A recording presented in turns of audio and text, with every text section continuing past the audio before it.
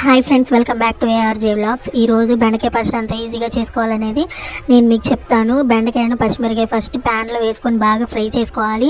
ఎందుకంటే బెండకాయ అనేది జిగురు పదార్థం కాబట్టి అది జిగురుగా రాకుండా బాగా ఫ్రై చేసుకోవాలన్నమాట. ఆ తర్వాత 2 టేబుల్ స్పూన్ నూనె వేసుకొని ఇప్పుడు బాగా వేపుకోవాలన్నమాట. కొంచెం గోల్డ్ కలర్లో వస్తే సరిపోతుంది. ఎందుకంటే ఒకదానికొకటి అతుక్కోకుండా కొంచెం నీట్గా ఉంటుంది. ఒక మిక్సీ జార్ తీసుకొని దాంట్లో బెండకాయ ముక్కలు, పచ్చిమిరకాయలు వేపుకొని కదా అవి వేసేసి కొంచెం పసుపు, ఉప్పు వేయాలి.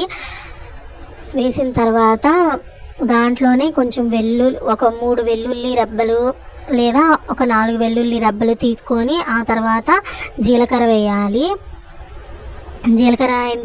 జీలకర్ర తాలింపులో వేసుకోవచ్చు, బట్ ఏంటంటే దీంట్లో కొంచెం వేస్తే టేస్ట్ బాగుంటుందని చెప్పేసి వేస్తున్నాను. తర్వాత మిక్సీ పట్టుకోవాలి, తర్వాత తాలింపు పెట్టుకోవాలి.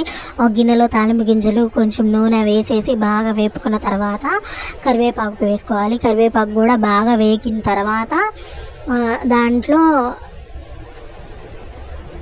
దాంట్లోనే కొంచెం జీలకర్ర వేయాలి ఫ్రెండ్స్. ఎందుకంటే ఆల్రెడీ మనం మిక్సీలో వేసుకున్నాం కదా, మిక్సీ వేసుకున్నది ఇంకా తీసి బాగా బ్లెండ్ చేసుకోవాలన్నమాట. బ్లెండ్ చేసుకున్నది తీసి ఆ తాలింపులో వేసేసి బాగా కలవబెట్టాలి. ఎందుకంటే దాంట్లో ఇంకేమైనా జిగురు పదార్థం ఉండి మనం తినేటప్పుడు కొంచెం చాలా జిగురుగా ఉండకుండా దాంట్లో పెట్టి మళ్ళీ బాగా వేపుకోవాలన్నమాట.